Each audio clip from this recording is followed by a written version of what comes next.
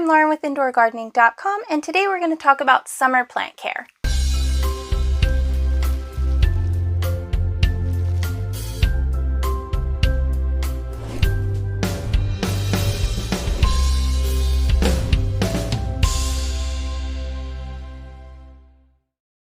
Summer can be a time of intense joy for plant parents, full of flowers and new growth. It can also be a time of nightmares.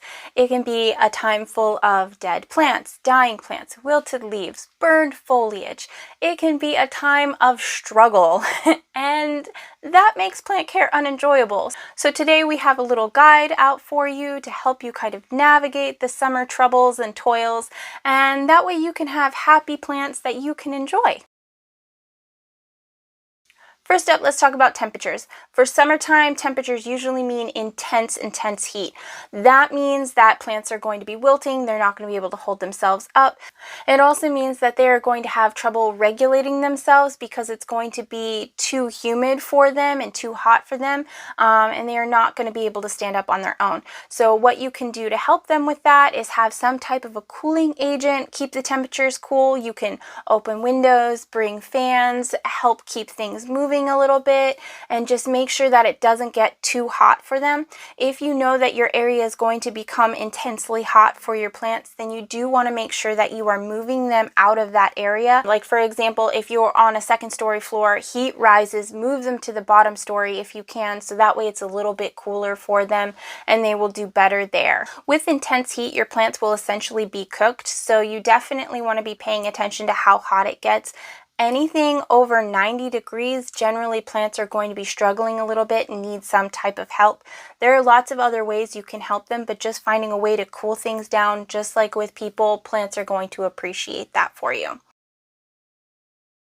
Generally, with intense heat and summertime comes a need for more water. Your plants are going to be perspiring just like humans perspire. They do it for different reasons, of course, but they are going to be losing a lot of moisture. They are going to be needing extra water. The one exception to this is if you have air conditioning and your plants are in your air-conditioned home. If your plants are in air conditioning, the air might dry out a little bit more, but not necessarily to the point that they would if you didn't have air conditioning. So there are recommendations out there that your plants need to be watered once or twice a day, sometimes even 3 times a day, depending on your airflow and the temperatures. But if you have air conditioning, you could probably do it once every couple of days, depending on the intense lighting that is going on. It's going to be up to you to make that determination, but just be checking your plants on a regular basis and expect to have to water them more for the most part come summertime. I know we talked about in springtime, you were probably going to have to water them more in spring than in wintertime. It's summertime now, things are more intense. We're going to be up in the watering game. So we are going to be watering our plants a lot more often, and we just have to prepare for that. So whatever you do in order to prepare for that, getting your water jugs filled up in advance, making sure that you're collecting rainwater as much as possible, just having your watering cans full just in case you're ready to water on the fly. All of these things will be fantastic for your plants. Just being prepared and being willing to give them what they need will help them out a lot. So let's talk about airflow. Airflow is very, very important. When you are trapped in a hot and a humid environment, it makes it really hard to breathe. It makes it really hard to function in general. And that's for people and plants. Plants need airflow. Plants need airflow in order to get their roots drying out. They need to be able to do all of their different little functions and whatnot in order for them to be able to breathe. And they need that airflow in order to make that happen. Also, having their foliage able to move will get any dust. It'll help them get pests off. It's a very, very critical function, and essentially when you're inside your home, you need to be able to create that wind. You see it in greenhouses all the time. They have those big fans in the back. You need to emulate that in your home. So you can get your box fans, you can get your tower fans, you can open windows, you can create cross breezes by opening multiple windows, especially if they're opposite each other or diagonal from each other. They'll be able to get that going, and this is going to help your plants quite a bit as well as help yourself. Another thing to consider is lighting.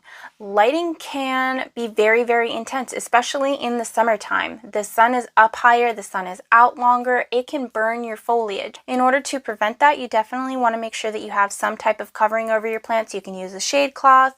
You can use some type of a sheer curtain. You still want light to be able to come in, but you want to mitigate the intensity, especially for a lot of houseplants. A lot of houseplants are what's considered low light plants. So in the summertime, plants tend to get a lot more, and not all of them are going to appreciate it. There are a lot of plants, for example, ferns, that are going to burn if they're up in a window in the middle of summertime. You want to pull them back away from the window or have some type of covering and just kind of limit the lighting and control the amount that they're going to get, so that way they don't get burned. If you notice any crisping on your plants, if you notice any little brown spots on your plants, plants can get little teeny tiny circular sunburns. For philodendron micans, you might notice all of the leaves are turning a bright, bright pink color. It's actually not a good thing, no matter how beautiful it looks. That is the plant getting sunburnt, and it's going to be more difficult for that plant to actually absorb that light and utilize that light to push out new growth. And a lot of the foliage is going to die a lot sooner than it would have if it had just gotten a normal amount of light. So lighting is something that's very, very important for us to be paying attention to and mitigating and controlling for our plants. Also wanted to mention that if you use grow lights, pay attention to how much sunlight the plant is getting, because if you use grow lights in addition to the sunlight now, it might be a little bit too much for your plants. So maybe turn down or turn off your grow lights if you are using them in conjunction. Now this tip is exclusively for summertime. Be aware of heat waves. There are heat waves rolling all across the world right now, depending on your area, and it comes in intense times and with very short warning in some cases, and it can be very, very hard to deal with, and it can take a toll on your plants.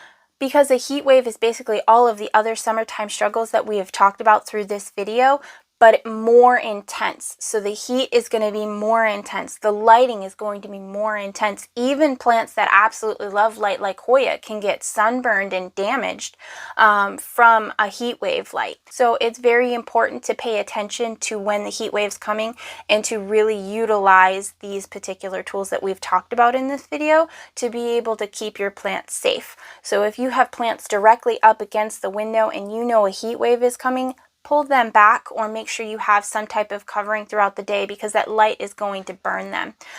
You can also pay attention to how hot things are getting. You might have to move your plants around like we talked about earlier. Even if they're fine in normal summertime conditions for you, when a heat wave comes, it's way more intense, and you will probably have to take some action in order to preserve your plants, unless you have them under just grow lights and in an air-conditioned home, which I know a lot of folks do not. So this is just something to keep in mind and be aware of. Even if your plants have been doing fine this whole time, if you hear of a heat wave, plan on probably having to do something for your plants. Don't forget to check out indoorgardening.com. There are lots of helpful tips and tricks there for you, and we are always happy to help. Thank you so much for watching, and we'll see you in the next one. Bye!